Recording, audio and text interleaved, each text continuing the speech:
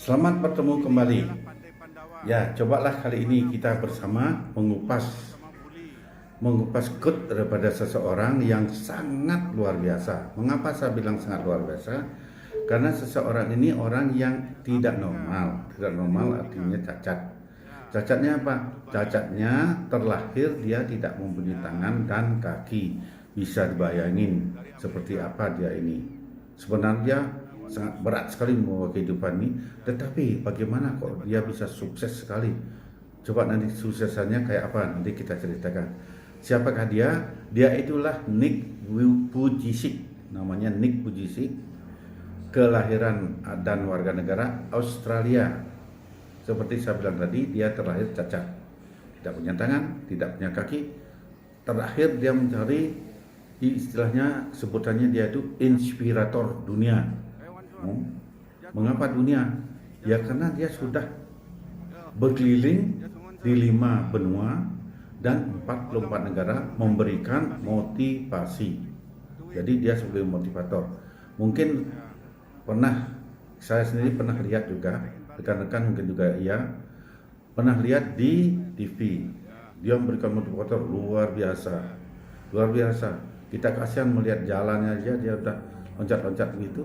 Bayangin, tidak punya tangan, tidak punya kaki, dia bisa ngomong luar biasa, motivasinya, terus jalannya, kasihan sebenarnya kita lihat itu.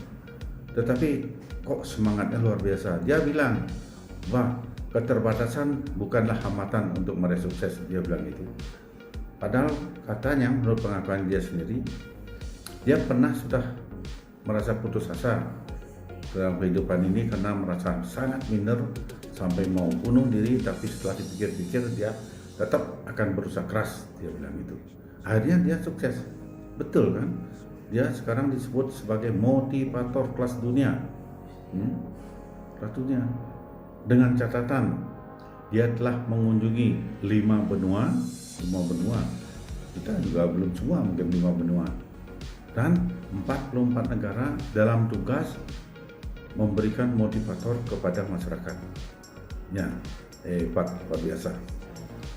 Dan yang lain lagi, luar biasanya lagi, bahwa dia tercatat mempunyai 2 ijazah sarjana pendidikan. Sarjana pendidikan itu artinya dia belajar betul-betul di universitas sampai mendapat 2 gelar.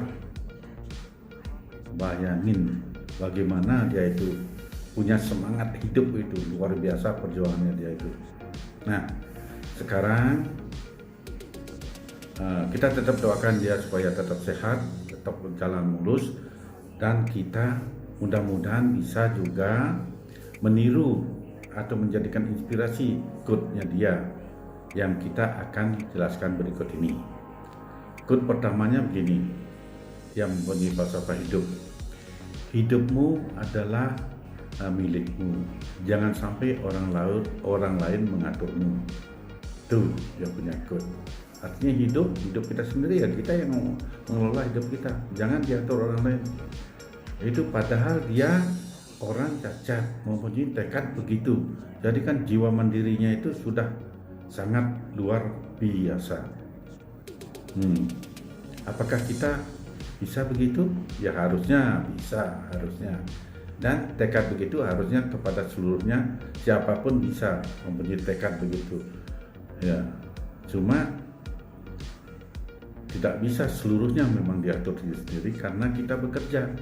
Kalau kita bekerja, itu kan secara garis besar yang dibilang oleh Nick itu, secara garis besarnya hidupmu adalah dengan dirimu sendiri. Kalau kita bekerja, ya tentunya tidak bisa. Hidup kita juga diatur oleh orang lain di tempat kita bekerja. Di sana ada aturan-aturan yang harus ditaati. Contohnya, kita disuruh kerja lembur, ya tidak boleh tidak kerja karena itu tugas perusahaan, harus kita ikuti. Kalau tidak diikuti, ya mungkin kita tidak diberikan kerja lagi di sana. Ya itu artinya secara umum begitu. Tetapi mengatur hidup itu bukan kita tidak mau. Kita tetap mau bekerja karena kita bekerja di sana, tetap mau lembur.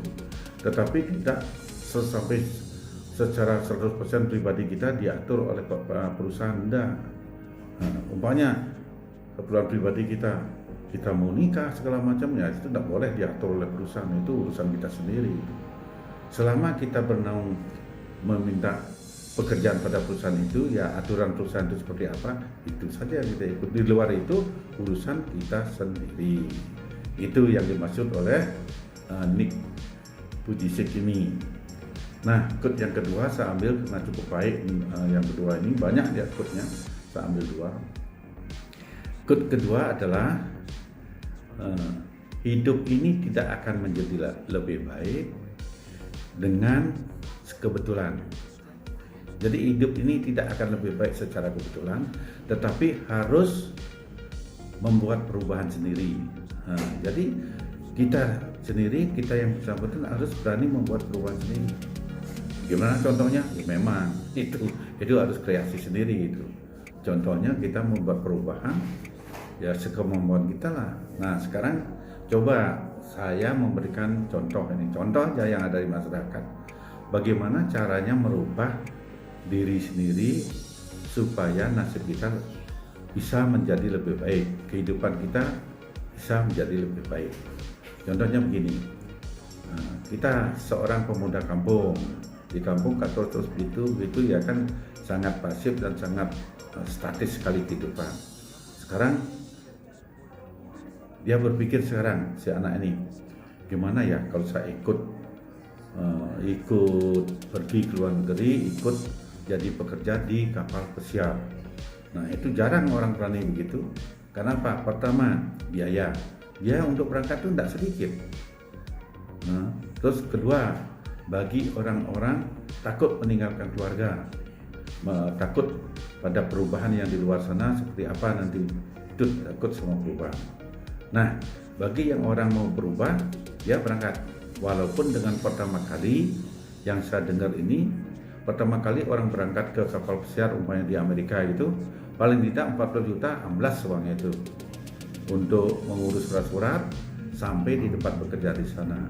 Nah bekerja di sana 8 bulan, setelah 8 bulan dapat cuti 4 bulan boleh pulang kampung. Nah untuk pulang istilahnya 8 bulan itu kan sudah dapat cuti pulang sekarang, yaitu memang uang duitnya banyak di sana, tapi tergantung orangnya juga. Kalau dia boros ya tidak ada apa-apa pulang, tapi kalau dia ngirit ya karena di sana juga apa-apa mahal. Nah orang bilang kadang-kadang untuk pertama kali itu tadi kan 40 juta pinjam uang, ya habis untuk mengembalikan uang 40 juta itu saja, tidak ada untung, tidak ada apa. Ya itu kalau sekali ke sana. Terus kalau berangkat lagi yang kedua kali, kerja di sana 8 bulan, pulang lagi. Nah itu baru kira-kira 50% sudah bisa lah dipakai untuk keperluan keluarga sendiri dan keluarganya. Berangkat yang ketiga, nah baru full, sekitar 40 juta itu full lah, bawa uang pulang ke rumah, bisa untuk dipakai keperluan sendiri dan keluarga. Itu katanya, karena saya sendiri tidak pengalaman jadi tenaga kerja di kapal pesiar. Itu cuma saya dengar cerita dari keponakan-keponakan saya yang banyak sekali sudah melakukan pekerjaan itu, dan memang hidupnya dia memang ada perubahan. Perubahannya apa? Karena kebetulan di kapal pesiar itu dia di sana menjadi istilahnya bartender, apa namanya di sana itu sama dengan di hotel lah, macam-macam. Di hotel itu ada housekeepingnya, ada bagian restorannya, ada bagian, kan kapal pesiar itu kan gitu. Terus kebetulan dia dapat di bartendernya, terus sampai ke rumah dia balik lagi sana karena udah cukup modal, dia bikin kafe, buka warung, ya istilah kerennya kafe lah. Kafe, wah anak-anak muda ramai sekali mengunjungi kafenya dia, karena versinya apa? Versi masakan luar negeri, versi masakan di kapal pesiar, ya tentu baik lah, cuma harga mungkin lebih mahal, tapi diatasi dengan cara porsinya dikecilin jadi harganya terjangkau jadi. Nah itu kira-kira yang quote-nya Nick Vujicic ini yang bisa kita ambil dari pengalamannya dia membuat quote ini. Terus kita orang normal ya seharusnya mampulah meniru semacam itu. Ya mudah-mudahan saja supaya kita bisa merubah nasib kita. Kalau yang sudah lebih dari itu ya syukur. Tapi bagi yang belum, nah kita cobalah, mari kita sama-sama berusaha. Oke, terima kasih. Sampai bertemu kembali besok pagi.